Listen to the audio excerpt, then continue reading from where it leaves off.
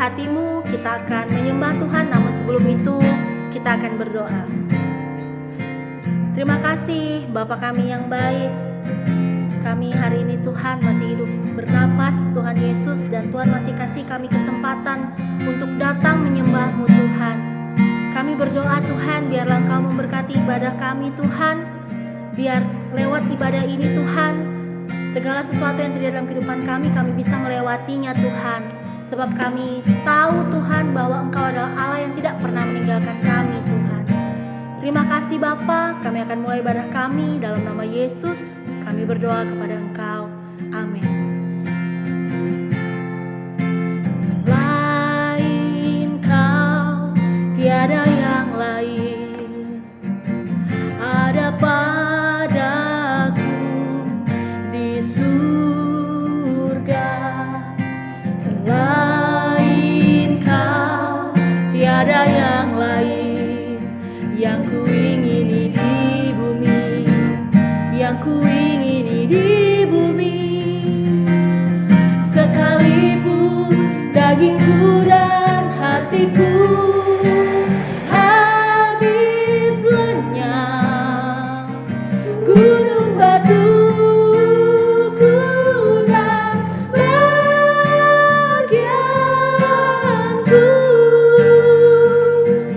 tetaplah selama-lamanya. Sekalipun dagingku dan hatiku habis lenyap, gunung batuku dan bagianku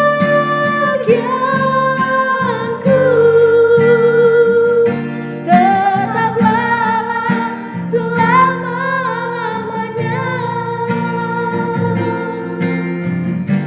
Mari kita katakan, selain Kau, selain Kau, tiada yang lain ada padaku di surga.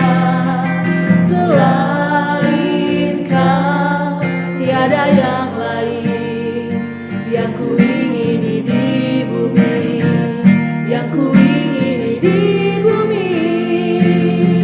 Sekalipun dagingku dan hatiku habis lenyap, gunung batuku dan bagianku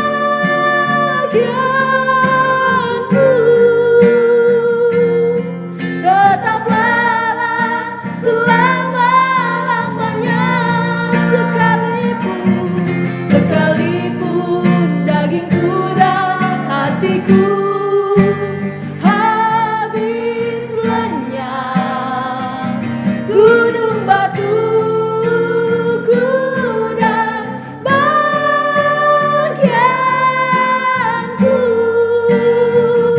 tetaplah selama-lamanya.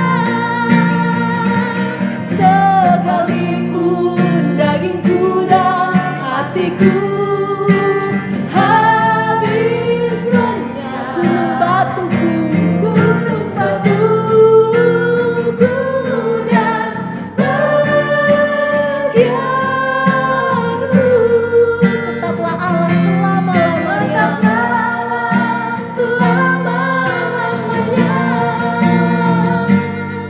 Tetaplah selama-lamanya.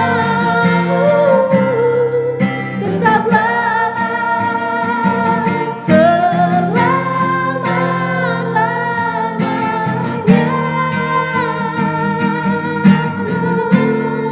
Kau Allah bagianku Tuhan, penolongku, pelindungku. Kami hanya memiliki Tuhan.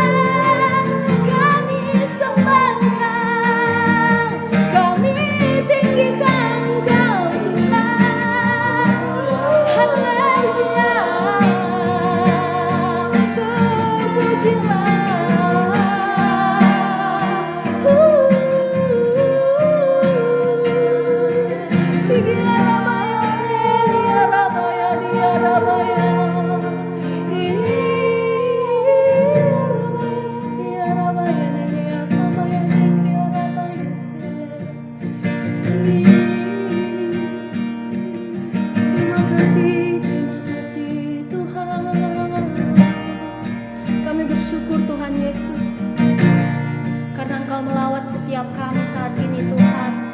Terima kasih Tuhan Yesus, karena Engkau memulihkan hati kami Tuhan. Saat ini Bapa, kami rindu Tuhan untuk mendengar isi hati-Mu. Berbicaralah kepada kami Tuhan, kami siap untuk mendengar. Dalam nama Yesus, kami sambut kebenaran firman-Mu. Haleluya. Amin. Salam sejahtera jemaat Tuhan, jemaat House of Worship. Saya bersuka cita bisa diberikan lagi kesempatan untuk sharing tentang selfless, di mana sebelumnya saya pernah membagikan perihal Tuhan Yesus yang dalam kesetaraan dengan Bapa bersedia mengosongkan diri menjadi manusia dan mau mati menggantikan kita. Kita semua tahu hal-hal yang luar biasa ini membuktikan bahwa Tuhan Yesus tidak mementingkan dirinya sendiri, tetapi berkorban demi kepentingan kita manusia. Kali ini saya akan sharing tentang selfless dari pengertian penyangkalan diri. Karena sinonim dalam kata selfless kalau kita ketikkan di Google Translate, maka akan ditemukan sinonimnya antara lain ada unselfish, tidak egois, ada self-sacrificing, pengorbanan diri, ada compassionate atau penyayang, kind, kebaikan, atau ada bahkan altruisme, perhatian terhadap kesejahteraan orang lain, dan ada kata self-denying atau penyangkalan diri. Nah, arti-arti kata selfless tersebut kalau diperhatikan kebanyakan merujuk pada karakter ilahi yang terdapat di dalam diri Tuhan Yesus Kristus.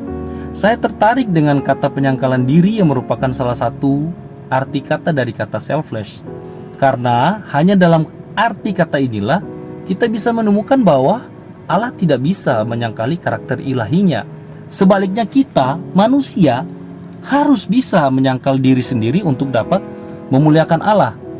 Kita mulai dari 2 Timotius 2 ayat 13 berkata, jika kita tidak setia, dia tetap setia karena dia tidak dapat menyangkal dirinya sendiri.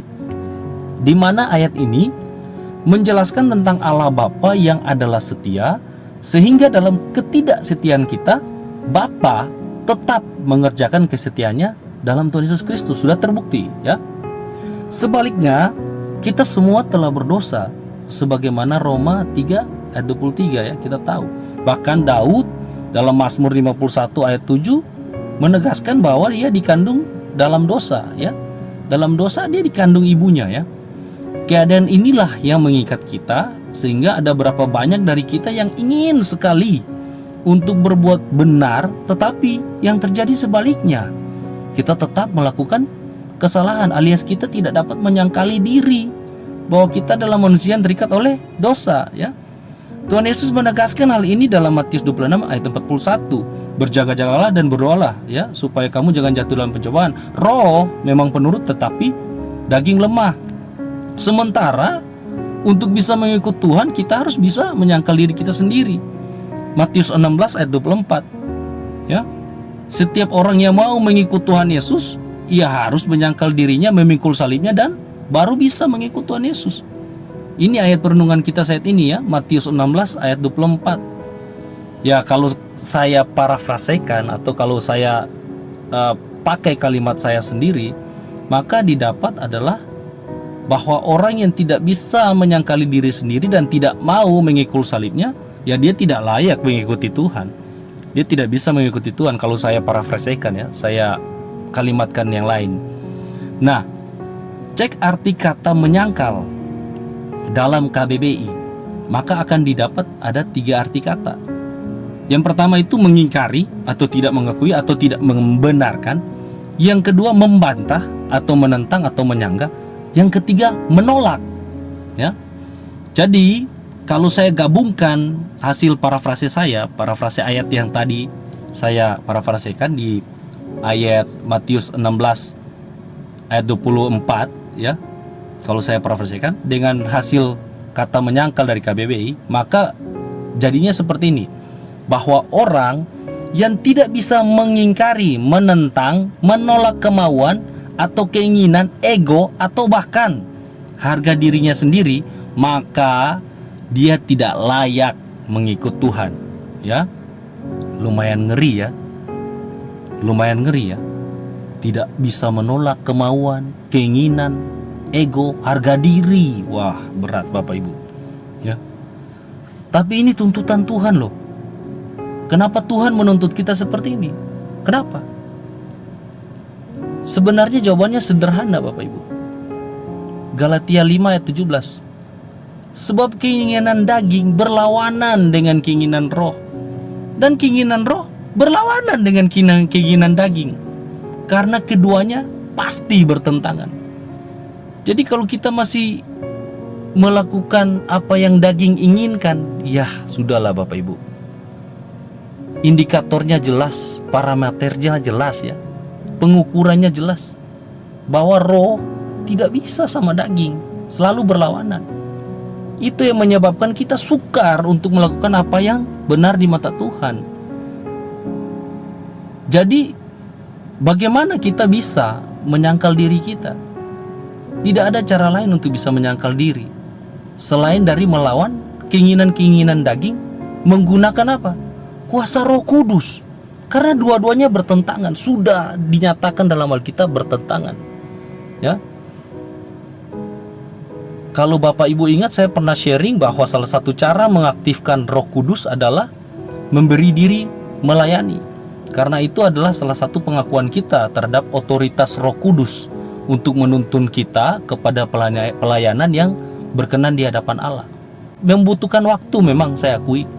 Tetapi dengan memberi diri kita sudah satu step ya, sudah satu langkah untuk memberikan keluasan Roh Kudus bekerja dalam diri kita. Nah, kali ini saya mau membagikan tips sederhana untuk kita dapat menggunakan kuasa Roh Kudus, ya, untuk kita dapat mendengarkan tuntunan Roh Kudus. Tips sederhana yang sebenarnya semua kita tahu, tetapi malas untuk mempraktekkan ya. Apa itu? Ya, Bapak Ibu benar. Seringlah berdoa dan membaca Alkitab. Ada quote yang saya temukan di Instagram Kristen yang berkata, kalau kamu belum bisa mendengarkan suara Roh Kudus, audible ya, belum bisa dengar dengan telinga langsung, maka kamu akan menemukan suara Roh Kudus di Alkitabmu, Bapak Ibu ya. Bagaimana kita bisa mendengarkan atau mengaktifkan kuasa Roh Kudus di dalam diri kita? Kalau kita hanya baca Alkitab di hari Minggu atau hari Jumat saat kita doa shine, atau mungkin sudah terjepit barusan cari Tuhan Bapak Ibu, tanpa sadar kebanyakan dari kita ya kadang memperlakukan Tuhan seperti maaf toilet, udah kebelet baru cari, sudah mau ujian baru doa, sudah mau celaka baru doa. Saya sedikit membagikan pengalaman. Pernah satu kali saya tugas dengan seorang pejabat tinggi, ada dari beberapa sudah saya saksikan ya. Dan waktu kita pulang tugas dari Jakarta, waktu mau landing mendarat di Samratulangi, cuaca sangat buruk. Pesawat berputar beberapa kali dan susah sekali untuk mendarat. Turbulensinya wah, lumayan mengerikan ya bagi dagingnya. Dalam keadaan seperti itu, saya melihat pejabat itu duduk di samping saya. Pejabat tersebut melipat tangan dan berdoa sangat sungguh-sungguh. Saya lihat mukanya pucat Bapak Ibu. Terus terang waktu itu saya tidak ada rasa khawatir sedikit pun ya. Saya yakin itulah pekerjaan Roh Kudus ya. Nah, makanya Bapak Ibu, saya tidak melebih-lebihkan, tapi saya akan gelisah ketika saya melewatkan jam doa ataupun tidak baca Alkitab dalam sehari Bapak Ibu. Meskipun saya tugas, kalau saya di mobil gitu kosong, tidak ada apa-apa, saya langsung tahu, ini baca deh. Ya tidak usah ada Bapak Ibu yang menetapkan target. Ada teman saya yang baru bertobat menetapkan target 1 hari 10 pasal. Wow, prestasi banget Bapak Ibu ya. Tapi yang paling penting kita harus punya berdoa, saat-saat berdoa dan baca Alkitab untuk diri kita sendiri, bukan untuk orang lain ya. Bukankah bagian terberat dari mengikut Tuhan itu sudah ditanggung oleh Tuhan Yesus? Ya. Jadi bagian kita hanya berdoa dan baca Alkitab. Apa susahnya Bapak Ibu? Ya. Jadi ayo giatkan diri kita masing-masing untuk doa dan baca Alkitab.